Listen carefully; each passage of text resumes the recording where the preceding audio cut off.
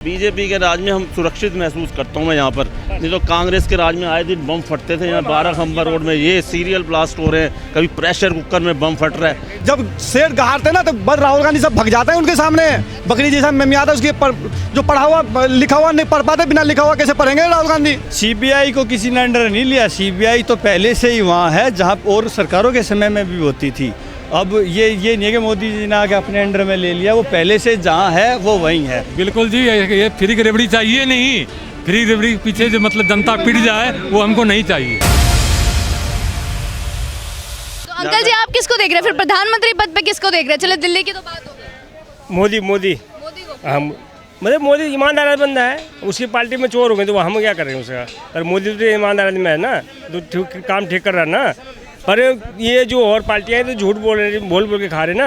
अब तो आप केजरीवाल को गिनती करा लो, बैंक में लेडीज 1 लाख रुपये सैलरी ले रही, एमडी से 1 लाख सैलरी ले रही, फ्री में बसों में क्यों जा रही है भाई? वह और हमसे किराया ले रहा है जनतों से।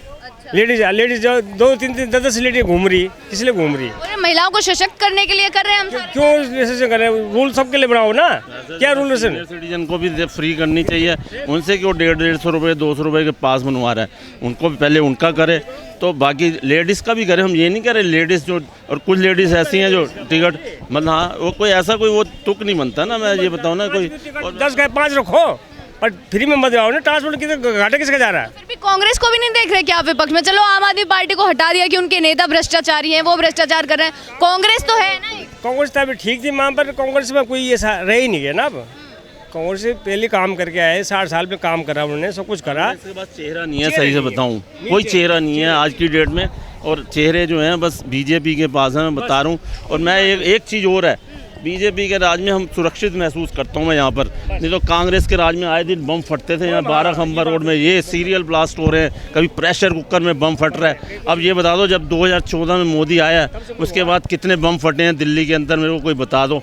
कम से कम बॉर्डर पे छोट-मोट घटनाएं अभी भी होती हैं, लेकिन यहाँ पर मेरे को बता दो। और जो उन्होंने मोदी ने किया है ना, वो करी मोदी ने। देखो कोई स्कीम, उज्ज्वला योजना स्कीम जो लाए थे जिसमें महिलाओं को गैस फ्री दी है, सिलेंडर फ्री दी है, शौच बनवाए हैं, घर दिए हैं लोगों गरीबों को। तो मेरा कहने वाला है कि ये मोदी ने जो काम किए हैं, किसान निधि स्कीम है, तो ये मोदी जी जो कर सकते हैं वो किसी इवन 370 जो धारा हटाई है वो भी किसी में हिम्मत नहीं थी, बाप में हिम्मत नहीं थी वो हटा रही, ये सिर्फ मोदी जी कर सकते थे। तो 2024 में मोदी को देख रहे हैं? डेफिनेटली 2024 में मोदी जी और 2029 में योगी जी। अच्छा योगी जी की भी आप बात कर रहे हैं, क्यों बाकी कोई चेहरा नहीं दिख रहा आपको बीजेपी में? बता दो कौन सा चेहरा है? वो योगी है बस, और क्या। योगी अभी चीफ मिनिस्टर है, उसके बाद वो है। अगर उसके बाद कोई उभर आए, देखो नितिन गडकरी भी है, भगवान इनकी उम्र लंबी करे दोनों की, अदरवाइज नितिन गडकरी है, वो भी है।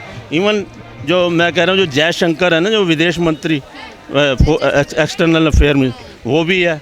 तो ये 3-4 चेहरे हैं, लेकिन बीजेपी में चेहरे हैं और कांग्रेस में 29 तक बिल्कुल नहीं है। बता दो कोई भी नहीं है, कोई नहीं है। Even Rahul Gandhi himself is not a fit चेहरा।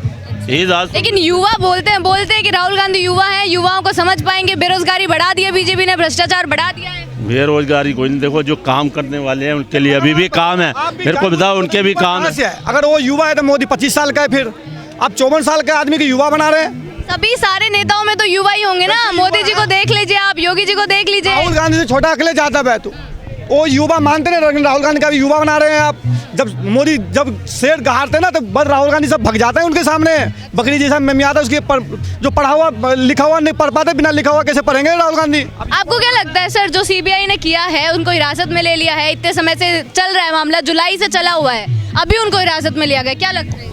क्या है कि जैसे सीबीआई होगी, ये जो है भारत की मान्य एजेंसियां हैं, ये किसी की आंख में ऐसे धूल झोंक के या धुआं धुंध करके उसको गिरफ्तार नहीं करेंगे। उनके पास जरूर कुछ ना कुछ ऐसा रहा है जो। मतलब आप सही बता रहे हैं मनीष सिसोदिया की गिरफ्तारी? जी बिल्कुल सही है, और वो जो भी आगे जांच होगी वो जनता के सामने जल्दी आ भी जाएगी। सर आपको क्या लग रहा है, इनका कहना है कि बिल्कुल सही किया मनीष सिसोदिया को गिरफ्तार करके? बिल्कुल सही किया, सही किया। उनने कुछ गुनाह करा होगा। तो अरविंद केजरीवाल जी तो बोल रहे हैं कि सारा झूठ में फंसाया जा रहा है। तो एक बार बताओ, फंसा दें, मुझे फंसा दें और मैं केजरीवाल को 1 मिनट में फंसा दूंगा, यहाँ आ जाए। मैं अपनी ताकत रखता हूँ, बताओ कैसे फंसाऊंगा? फ़ोन दे दूंगा उसके हाथ में, निकूंगा चोरी करी है, थोड़ा सा आगे चला जाए बस। ऐसे कैसे कोई फंसा देगा? जब तक कोई गुनाहगार नहीं है, जब तक किसी ने किसी लड़की को नहीं छेड़ा है, जब तक किसी क्या लग रहा है आपको? इन सबका तो कहना है कि सही किया है सीबीआई ने गिरफ्तार करके मनीष सिसोदिया को। देखिए, अगर कोई सॉलिड एविडेंस है उनके पास, ठीक है, कोई अगर उनके पास खास वो है तो बनता है, ठीक है। If you have some evidence you produce that evidence, right. Files तो कैसे डिलीट हो सकती है? फाइल्स तो इंटरनेट से कोई हैक करके डिलीट कर सकता है, गलत बता रहे हो उस चीज़ को। Of course. इनका कहना है कि गलत हुआ है। इससे पहले सत्येंद्र जैन जी जो स्वास्थ्य मंत्री थे वो भी जेल में गए हुए हैं। सत्येंद्र जैन भी तो जेल में है, उनके मंत्री। मैं ये पूछना चाहता हूँ कि बीजेपी वाले सारे क्या देव दूध के धुले में हैं? उनमें कितने जेल में हैं? आप एक बार ना, क्या होता है लोगों को ना गलत फहमी है ठीक है, कोई भी पकड़ा नहीं जाता और सबके पकड़े जाते हैं, ऐसा क्या है? बीजेपी का एक भी नेता पकड़ा नहीं जा रहा है, बाकी सारी पार्टियों को पकड़े जा रहे हैं। जो सब क्या दूध के धुले हुए हैं? उन्होंने कोई पाप नहीं करा, कुछ नहीं कर रखा क्या?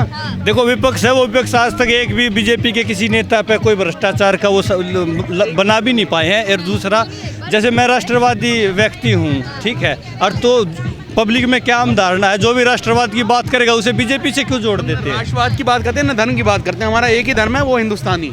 धर्म के कॉर्नर में लिख दो हिंदुस्तानी। मैं ये पूछना चाहता हूँ, वो जो अभी सेक्स का वो कांड हुआ था जहाँ बच्चियाँ बैठी हुई थी वहाँ पर, उस पर क्या कहते हैं जनपद पर, वो उसमें अरेस्ट क्यों नहीं हुआ?